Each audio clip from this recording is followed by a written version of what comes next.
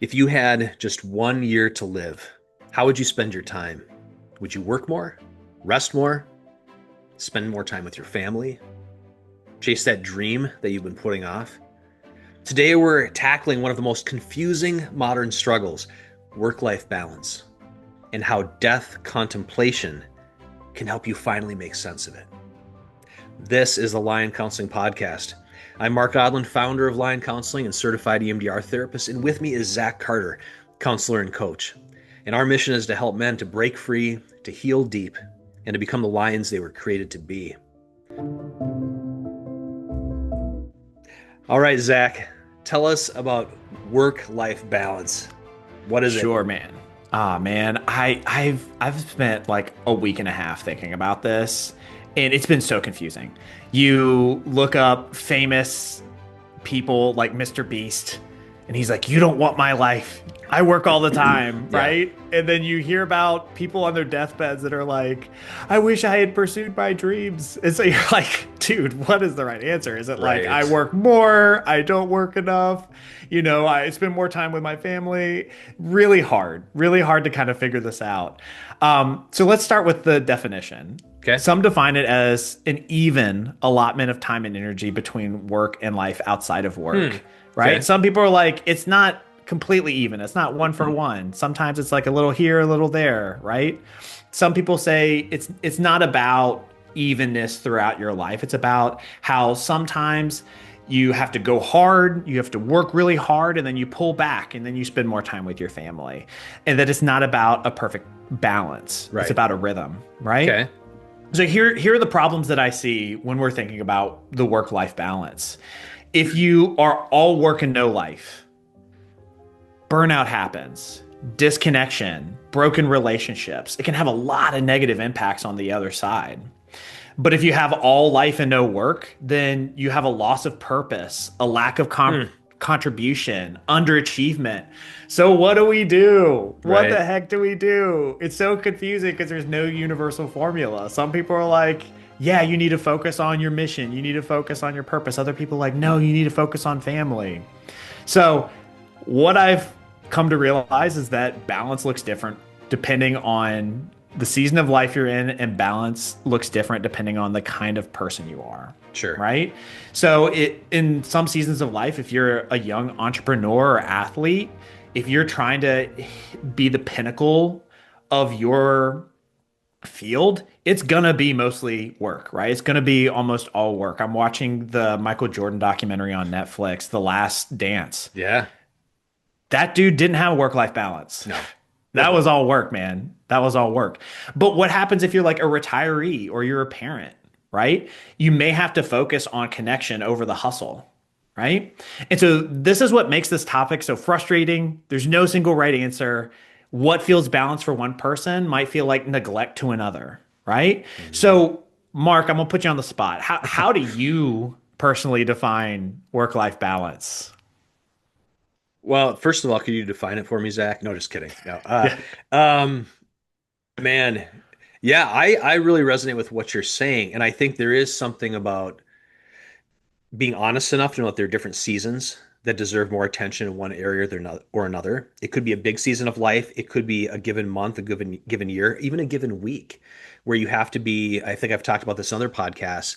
Um, the idea of faithfulness to the moment, and then you pan out bird's eye view, and you're like, yeah, that week was totally work, and that week my kid was sick, and so it was totally life. And Mhm. but big picture, I did what was right in the moment to the best of my Mhm. ability, right? Because we can turn, I mean, we have a lot of Christian guys listening to this podcast. We can turn the pursuit of balance into kind of the new like works righteousness for our spirituality, right? We can be Mhm. like, we have to do this perfectly. We're always falling short. And it can be this like bar that we never meet and we can beat ourselves up for it. Um, so I would just say if you're doing that, like, man, I'm glad you're in the fight. I'm glad you're taking it seriously. But maybe there's a better approach to kind of looking at this in how we sort through it. And I'll be honest, it's a struggle for me, man. Running businesses, we got the podcast, we got writing books, we've got doing our counseling and coaching, trying to be a good dads and fathers. it's definitely not easy.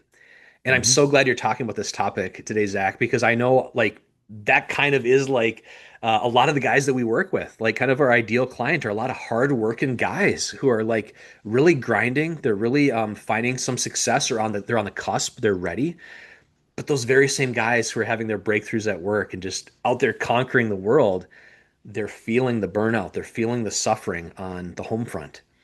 And I think that's just like one of our callings is to help guys to to catch it early before they find themselves self-destructing.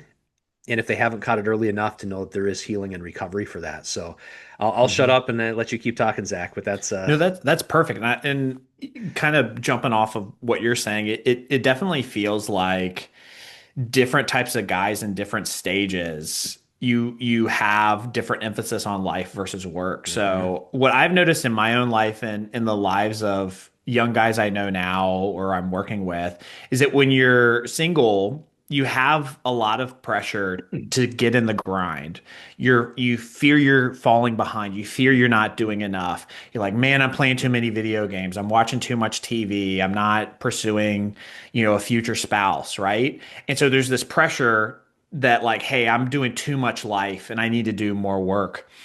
And then as I got married, it's like, okay, this feels like it's kind of easy to balance. Like I make sure I have time for my wife, but I'm also getting work done. Mhm. But then like when we had our daughter, this is when this topic really hit me because she's a year now. Hmm. If I was working the whole time in the first year, it just I know it's cliche, but it doesn't hit you till you're in it. That like once that year is gone, it is gone. Like she's never that tiny again. Yeah. She's never having a first word again. She's never walking for the first time again. Right now, we're thinking about transitioning her like into her own bedroom, into her own crib, and we're just like distraught about it because we're like, man, she's not going to be in the room with us anymore. She's going to be off on her own. Yeah. And like all that stuff, if you're doing all the work, you just can miss, right? But Yeah. then you have like retirement phase where then you like swing in the other direction again. You're like, I'm now all about life. I've been working for 40 years. Like I'm ready to like be about life, do maximize my enjoyment. So let me ask you, Mark, with the kinds of clients you work with, what are the work-life balance problems that you've seen as you work with clients? Oh man. Yeah, I mean, at one point, I don't know if it's still on our website, but I kind of had this, we're lion counseling, right? I mean, it's this whole thing of like God created us to be lions. He created us to be fierce protectors and providers and lovers and creators, people who can leave a legacy behind. And at one point on the website, I kind of categorized into these metaphors, right? We have like the rogue lion, right? They're like the lion who left the pride. They're conquering the world. They're building their company. They're kind of doing their thing and they're kind of like letting things burn in behind them. And maybe they love their family a lot, but for whatever reason, they're just like, I got to do this. I got to do this. And they're definitely going all in on the work side, not on the family side. And they need a little more correction to kind of pull things back in, right? Mhm. And then we've got kind of the cage lions. These are the guys who are like they're hungry. They're working their butts off. They love their families. They're doing a good job. They're making some money, but they still feel kind of caged. They still feel kind of trapped. And they're like, when Mhm. is the breakthrough? When am I going to have a high enough income to be able to spend more time with my family?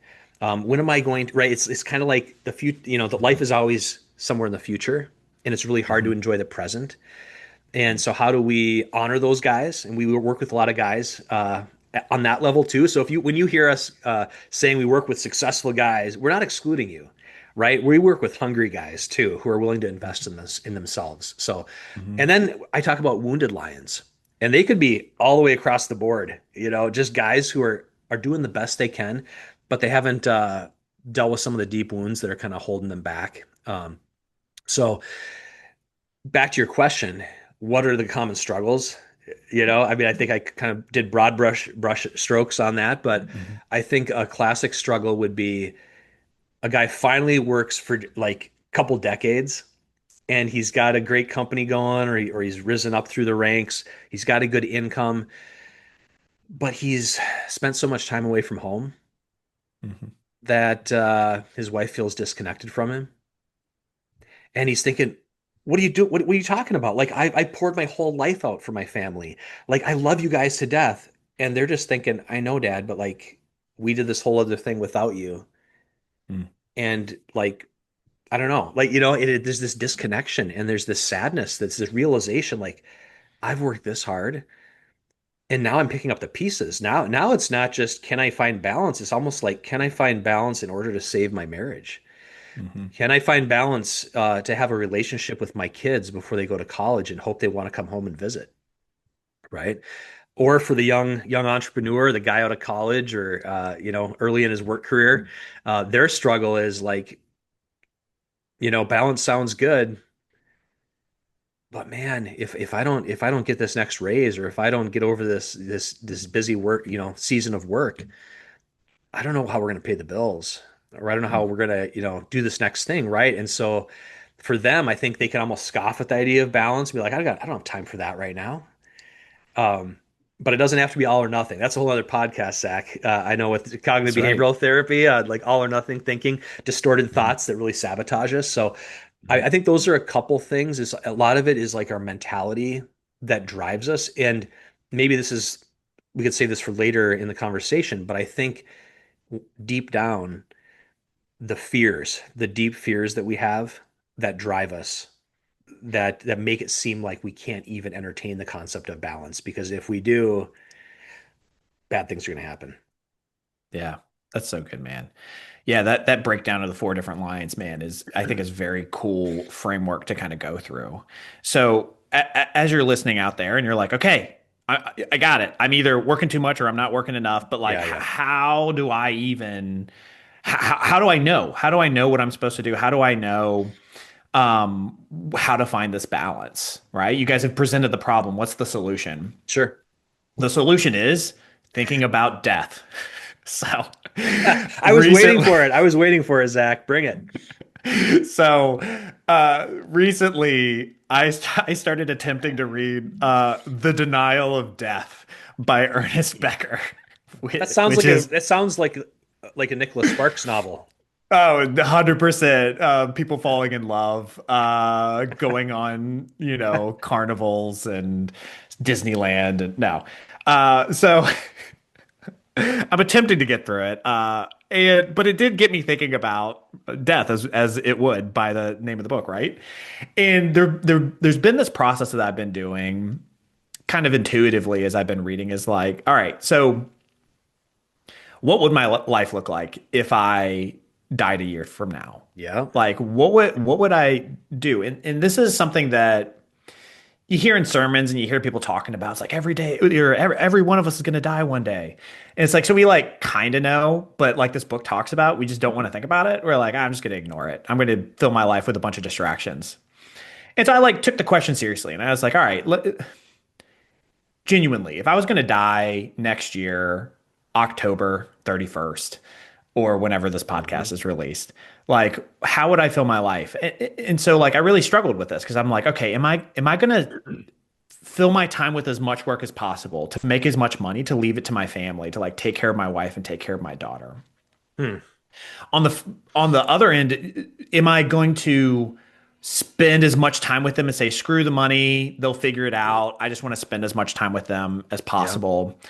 And I was like, I was like looking through my life, I was like, I would probably do about what I'm doing now. Like yeah, I'm working pretty good hours, but I take one day off a week to just hang with my daughter, like while my hmm, while my wife works. And then we have a weekend together, all three of us, and we hang with friends and family. And so like grind hard during the week, but then have a few days off where I'm just making sure I'm connecting with my family. But as I've been presenting this question to clients, I've seen that different clients have different answers, whether we're yeah, talking about what happens if you would die 1 year from now, 5 years from now, 10 years from now, right? And so I'm curious, Mark, what would that look like for you if you knew a year from now you were going to die? What would your work life balance look like? yeah.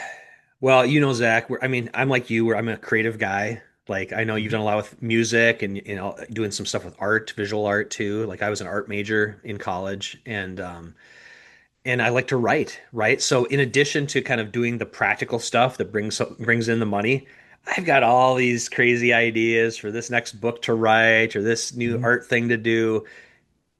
And I think they're kind of good for my soul, but they're also kind of, are they really truly necessary? If I had to cut something to spend more time with my family, that's probably what I would adjust, right? Mhm. Um, and I think if I had a terminal diagnosis, I think I would probably do some of what I do the responsible thing. I'd say, okay, I want to make sure they're taken care of when I'm gone. And I would want to make sure that support system and that stuff is all in place. And if part of that is me continuing to work to do that, I would do that. But I would also, man, I would like to think that I would be just so present, like not distractible. The computer's away, the phone is down. I'm looking them Mhm. in the eye. I'm just treasuring like every moment I have with them, right? Mhm. And spending it's going to be spending quality time with them, making sure that no words are left unsaid. That my Mhm. family knows how much I love them, that my kids know how proud of them I am. Uh, these things, and I think about like with my own dad who passed away a few years ago. It's an interesting reflection as a son to think about, hmm, thinking about my relationship with my dad. What did he say or do that really spoke, like really lifted me up, that really kind of was life giving, right? What are things that could have been said that weren't? How can I learn from that and kind of bestow that blessing like upon my kids? And you're probably going to get there, Zach. But I mean, that's part of the beauty, right? Is do we have to wait till we actually get that terminal diagnosis, right? Um, One of the books I have on the shelf that I haven't read for a while.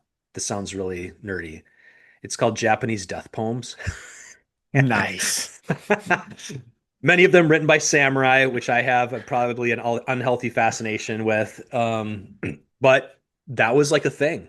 Like if you're a samurai and you're on your deathbed, you're supposed to write an epic death poem that is Mm. short, concise, but somehow captures the essence, like that perfect like cherry blossom bloom of life where it's like this feels right. This feels complete. Mm. This feels perfect, and words never do justice to a life. You can't actually do that, but that's what poetry is, that's what art is, that it's the attempt to capture something eternal Mm. with something that's not eternal, right?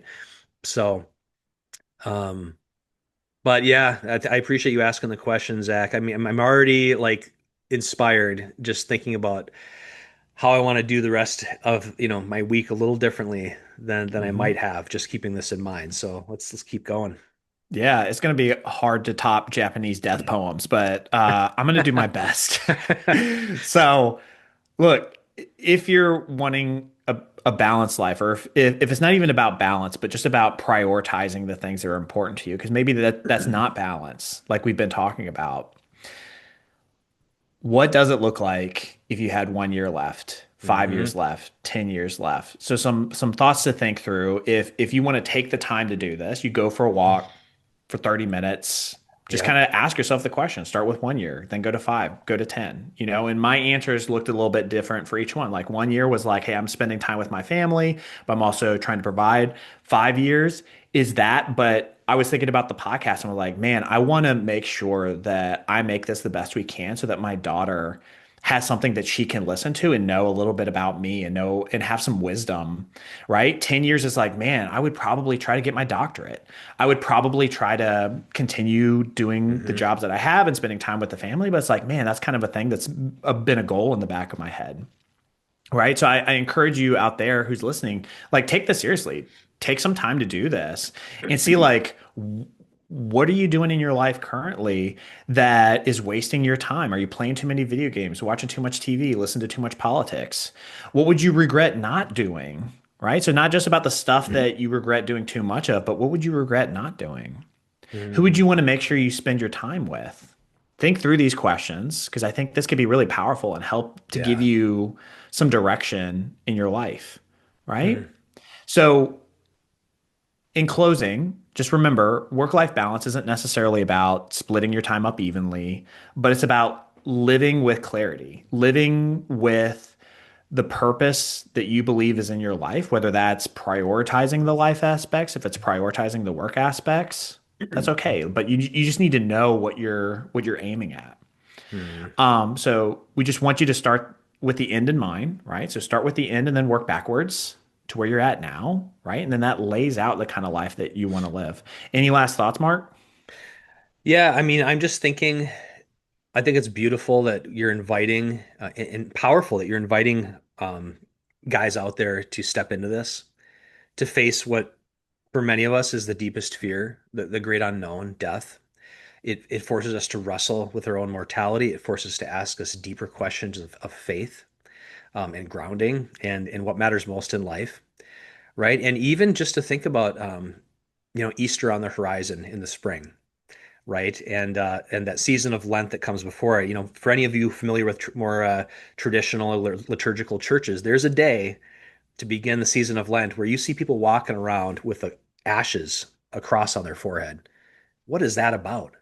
If you don't know what that's about, it's where in church you go up very soberly and the pastor puts a cross of ashes on your forehead and says something like, "Remember that you are dust, and to dust you shall return." It's heavy. And it's really heavy to like look at your kid with ashes on their forehead and be like, no, like I don't want to think about that. But we need to think about that because it puts things back into perspective. And then again, for those of us who hold on to our faith, we know that on the other side, in 40 days, there's a resurrection, right? And so there's hope on the other side. And with hope, it can become empowering, can become easier to face that darkest reality because we know it doesn't have to be the end. So, of course, we work with guys of all faiths and no faith at all. So we're with you no matter where you're at. But I really appreciate you sharing all that today, Zach. I think it's really a really good thing for us to contemplate, to think about one of those pillars at Lion Counseling, legacy, building a legacy, what we leave behind in this impermanent world. But it makes a difference. It really matters what we do and how we live and how we love. Um, if anyone out there is interested in going a little deeper, Zach and I are here. We're happy to do a free 30-minute Zoom call or phone call, test the waters, see if counseling or coaching might be a good fit. And as always, if you enjoy this content, please subscribe. It's crazy how many people listen to this podcast and every podcast and actually aren't subscribers. So if you have been enjoying it and want to see more videos like it, subscribe, hit that bell, and throw in a comment. Like, have you ever read a Japanese death poem? You're an elite company. Have you ever done the Tim McGraw style, live like you were dying, ridden a bull at a rodeo, or went skydiving? Is that a good idea? I'm not going to judge right now, but yeah, let's get the conversation going, guys. We still read every comment. We enjoy interacting with you guys, and we appreciate you. So until next time, Bye, everybody. see ya. Bye.